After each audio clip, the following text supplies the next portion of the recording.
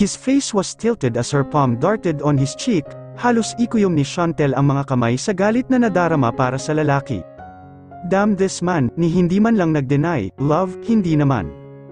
Don't you dare love me, bulyo niya dito dahilan para mainto ito sa mga sinasabi, ano ang dahilan mo at pinatuloy mo kami sa bahay mo kung may nobya ka na, hilam ang mga luha na pahayag niya. Hector, I was never your father's mistress, alam ko na alam na yon, pero sa ginawa mo, you made me feel like I am somebody's woman, your woman, dagdag niya pa. I told you she was not my girlfriend, never before you came and never today that you are here, nahihirapang paliwanag nito sa kanya. And you want me to believe that, naluluha niya pang sabi, galing mismo sa bibig mo na magkasama kayo sa Baguio. It was now his turn to cut her on what she was saying, naroon siya sapagkat isa siya sa mga stockholders ng Tesoro Company. May hawak siyang shares sa kumpanya, shares na dating hawak ng kanyang ama. I told you, I attended a seminar, she was also there as the company's representative, ni hindi kami magkasama na bumiyahe patungo doon, sa convention na lang kami nagkita. She lost for words momentarily, what can she say, hindi yun ang mga sinabi ni Menchu. You can ask the other executives of Tesoro Company, dalawa pa doon ay kasama ko as Tesoro's representative, sabi ni Hector. Ikaw kasi, iba ka nung umuwi ka ng Baguio, akala ko kasi kasama mo siya. Ganoon ako pagkagaling ng Baguio, Chantel, sapagkat alam ko na uuwi ako na daratnan kita sa bahay ko, kayo ng anak ko. She looked at him, trying to find the sincerity on what he said. Nang araw na hindi mo ako sinundo, nagkagatla ang noo nito, pilit iniisip ang araw na tinutukoy niya, I went to Tesoro, Hector, nalaman ko na magkasama kayo ng araw na yon. You should have called me, love, hindi nalalayo doon ang restaurant kung saan kami nag-dinner meeting. Natulala na naman siya, of course, she was included, as I said, she is one of our stockholders, we found out na may nag-pull out na isa naming kliyente, so, we need to discuss about it. After the meeting, I went back to Tesoro at gumawa ng ilang proposals, binalak ko na maghanap ng kliyenteng kapalit ng umalis. That explained kung bakit pasado alas 10 na ito nakauwi, kahit pa sinabi nitong alas 8 natapos ang meeting ng mga ito. When I got home, natutulog na kayo. Patuloy nito, I should not fail, Chantel, I should not fail the company, as its president, and I should not fail as a man trying to fix himself just to be with you. Napaawang siya sa mga sinabi nito, so I stayed in the library that night, trying to think how to fix everything. Kaya ba halos wala itong tulog ng sumunod na araw, dahil napuyat ito sa kung anuman ang ginawa sa library? Parang dinurog ang puso niya sa nakikitang ekspresyon nito. The silence stretched between them, hanggang ito ulit ang bumisag ng katahimikang iyon. Then later, I found out that Menchu planned it all, kung bakit umalis ang isa naming kliyente. Bakit because of me, iniisip niya na lalapitan ko siya to ask for financial help, kung anuman ang dahilan niya, nagkibit balikat ito at hindi na itinuloy ang sinasabi. Ngunit alam ni Chantel ang ibig tukuyin nito, Menchu wants him, that was the reason, gusto nito na magkaroon ng utang na loob si Hector sa kanya, and only God knows kung anuman ang hihingi nitong kapalit. Sinabi sa akin ni Menchu, lies, dugtong nito sa sasabihin niya, all lies, Chantel, para masira ako sayo, maybe, siguro nga, pero bakit, totoo ba talagang hindi nito naging kasintahan ang babaeng yun, aasa na naman ba siya? Nang bigla ay may naalala si Chantel, how about your father's last will? Bakit, Hector, bakit hindi mo sa akin ipinaalam? Muli ay tuluyang bumagsak ang kanyang mga luha. He watched her, inilagay nito ang dalawang kamay sa magkabilang bulsa ng pantalon nito. Dumaan na naman ang katahimikan sa pagitan nilang dalawa, no one wanted to speak, nararamdaman niya ang tensyon, at dahil doon ay muling bumalong ang mga luha sa kanyang mga mata. Sinisisi mo pa rin ako sa pagkawala ni Doña Dolores, hindi ba? Lumuluha niyang wika, marahan niya iyong pinunasan, kasi totoo naman, kung hindi dahil sa pagsulpot ko sa kumpanya ninyo noon, ay hindi sana mangyayari ang lahat ng ito. Wika niya na inilahad ang mga kamay. Hindi aakalain ng mama niyo. Kung hindi nangyari ang araw na iyon, hindi kita makikilala, tukoy nito sa pagpunta niya sa company. Hindi ko makikilala ang ina ng anak ko, halos pabulong na lang ang huling pangungusap niya, punong-puno ng emosyon, emotions that almost break her heart. Hindi niya ito sinagot, totoo naman na sa kabila ng lahat ng ito, Matthew is the best part of it, at kailanman ay hindi niya pinagsisisihan na dumating si Matthew sa kanya, sa buhay niya. Nang hindi siya nagsalita ay nagpatuloy ito, hindi ko masabi sa iyo ang tungkol sa last will ni Papa, dahil ayokong isipin mo na dahil lang sa pansariling intensyon kaya ko yun ibibigay sa iyo. What do you mean? She was puzzled on what he said. Pansariling intensyon, nakasalalay sa iyo ang natitirang porsyento ng mana ko, ang mana naming magkakapatid. Mas lalo siyang naguluhan sa tinura nito, paanong nakasalalay sa kanya ang mana ng mga ito? Nakalakip sa last will ng Papa ang probisyon na makukuha lang namin ang natitirang 50% ng mana ang iniwan ng Papa para sa iyo, nagkibit ito ng mga balikat, so you see, how can I tell you about this? Lalabas na magiging atit ako na ibigay sa iyo yun just to get my other inheritance. Why would Don Emilio do that? Tanong niya sa binata. Beat me, hindi ko rin alam, umiiling nitong sagot, maybe he wanted to make sure that you will get the money, kaya nang malaman ko yun. Lumakas ang hinala mo na babae ako ng ama mo, pagtatapos niya sa mga sinasabi nito. Who wouldn't think of such buwelta nito? Bakit niya iipitin ang mana ng kanyang mga anak dahil sa isang babae? Ano sa tingin mo ang iisipin ko? Napabuntong hininga ito, inikat nito ang mga mata sa kabahayan, his eyes lingered on the picture frame that hung on the wall, litrato yun ng kanyang ina bago gupuin ang karamdaman, it was too late then that I realized that it was your mother whom. Hindi naging kabit ni Don Emilio ang nanay, I know, but he loved your mother more than he did to my mom, buong kapeitan nitong pahayag. Nang hihinang napaupo si Chantel sa silyang naroon, hindi niya kayang kontrahin ang mga sinabi nito, dahil sa totoo lang ay iyon din ang hinuha niya sa nangyari sa nakaraan. You just don't know how devastated I was after learning everything. I talked to Nana Felisa, she explained everything to me, alam mo ba ang pakiramdam na yon? Ha? Chantel, yung pakiramdam na parang pagkakamali lamang ang pagkakabuo sa'yo, that sometimes I want to hate my father for that. Hector, she wanted to come closer to him and hug him, ramdam niya ang kapeitan sa mga sinabi nito, and her heart went out for him. Ang dami ng nangyari na pagkakamali sa nakaraan, Chantel, and I even made it worse by thinking the worst of you, can you forgive me, pagsusumamo nito. Hindi siya nakasagot dito, ang dami nang ang nangyari na nakaapekto sa kanila, can they still rectify them? Ang sabi mo ay kasamang I mean sa probisyon ni Don Emilio, ang mana ng mga kapatid mo. Yeah, sa aming tatlo, Ronis and Lawrence, sagot nito. Kung ganoon, bakit hindi nyo nalang ginawa ng paraan noon pa ang tungkol dito? Dahil ayokong isipin mo na hinahabol ko ang mana ko, frustrated niyang sagot.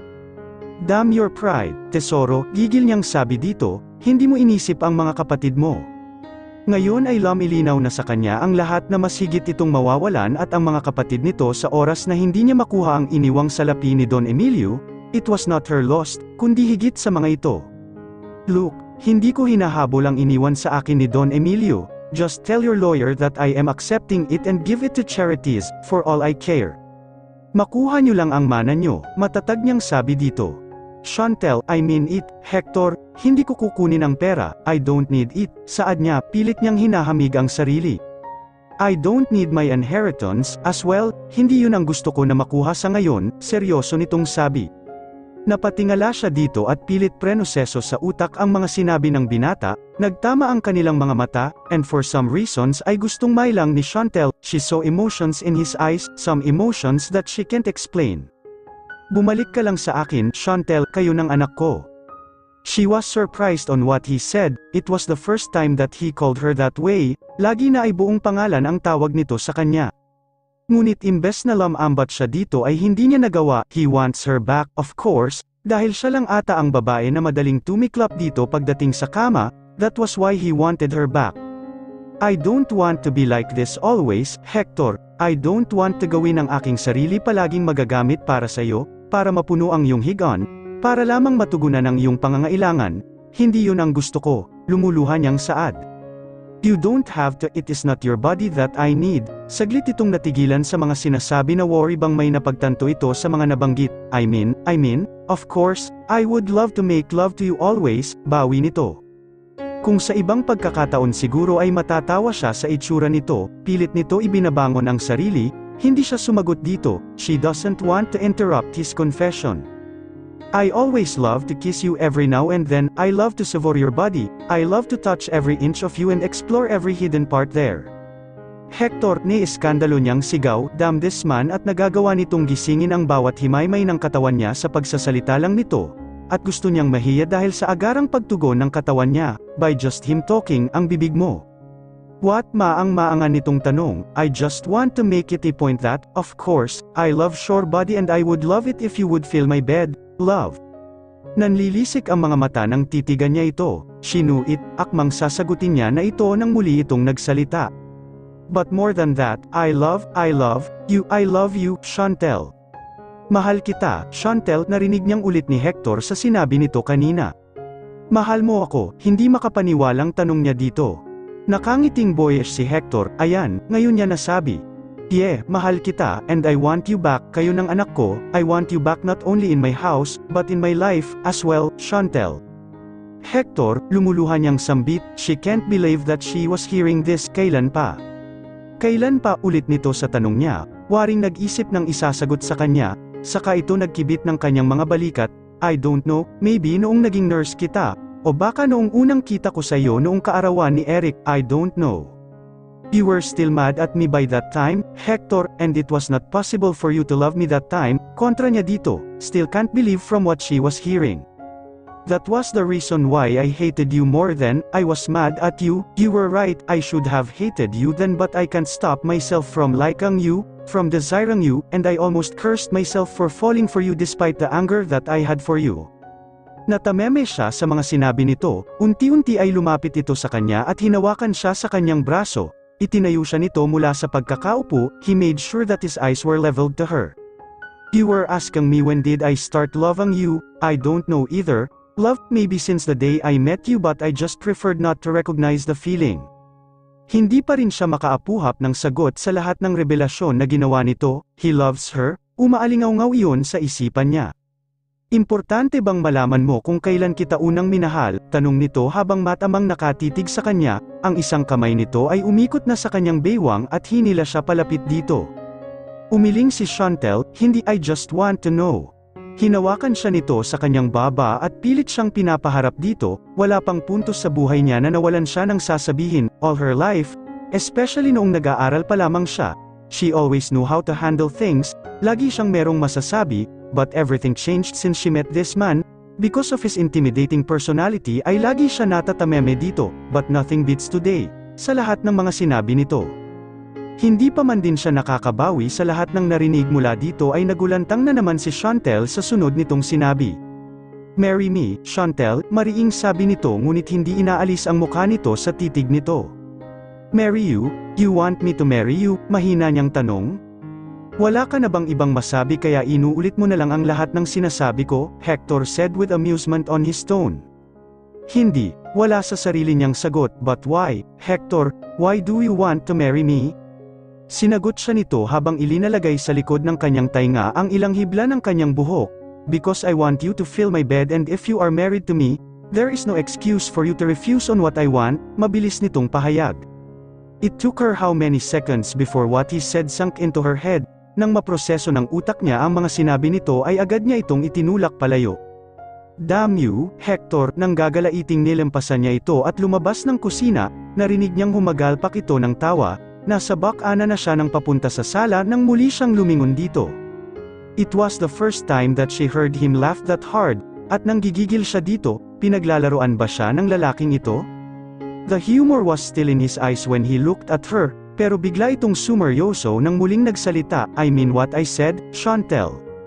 The hell you do, Hector, the marry you thing, I mean it when I said that I want to marry you. Naglakad ito palabas ng kusina at linapitan siya, marry me, Chantel, be the mother of my children, be my wife, and spend the next few years of your life with me. Gusto niyang batukan ang lalaking ito, nagpo-propose na ba ito ng lagay na yan? This is the most romantic proposal that I have ever heard, Hector Tesoro, she said sarcastiko, oh well, hindi ka nag-propose, inutusan mo ako. Parang batang napagalitan na bigla itong napakamot sa ulo, para bang hindi nito alam kung ano ang sasabihin sa kanya.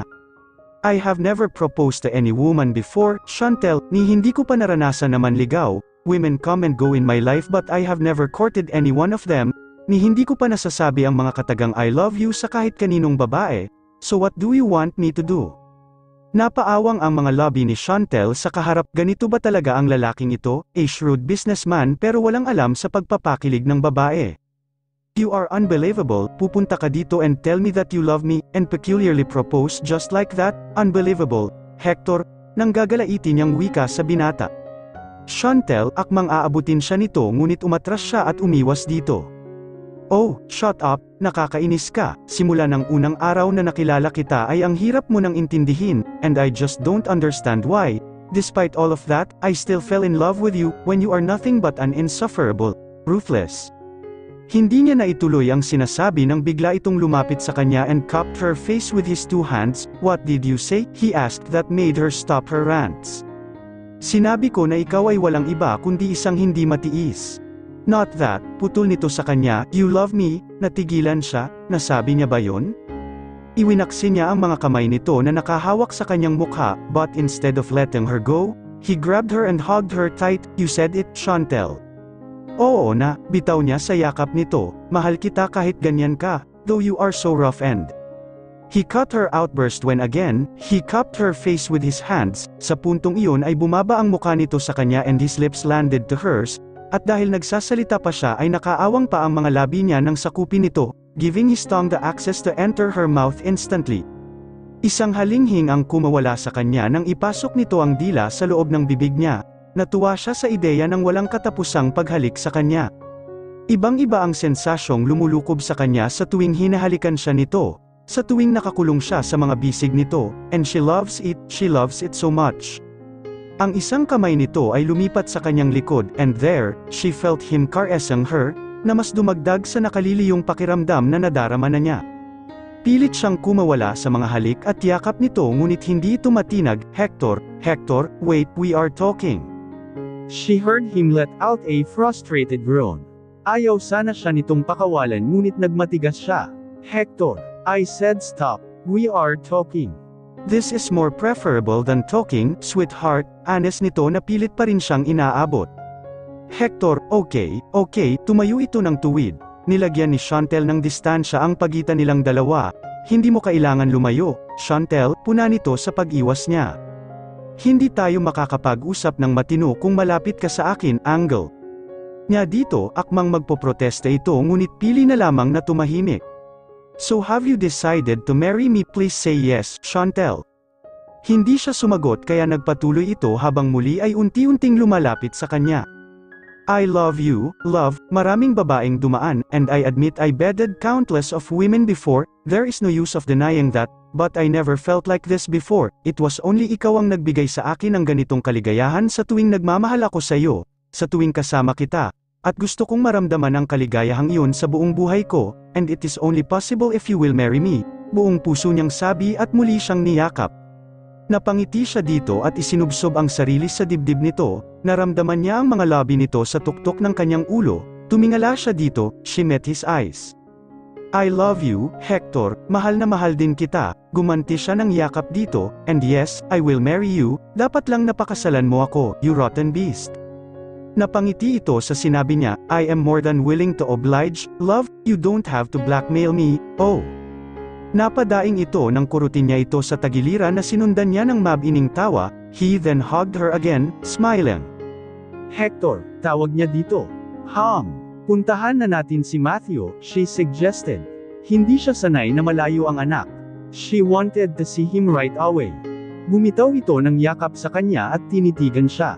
We will go home tomorrow. Tomorrow? Bakit hindi pa ngayon? Naguguluhan niyang tanong dito. Hector, paano si Matthew? Hindi ako sanay na. Malamang na nasa bahay na sila ngayon, Chantel. I will call Kuya Mark later to check on them. Tukoy nito sa driver na malamang ay ang naghatid sa tiyahin niya at sa kanyang anak. At hindi siya pababayaan ni Tia Rosario. Alam mo yan. Kahit na, Hector, protesta niya pa. It has been a hell without you these past few days, love. And so, I have a much better idea instead of going back to my house. Let us go to your room, he said suggestively. Hector, bigla niyang bulala sa nais ipahiwatig nito. She was not able to protest when he snooped her on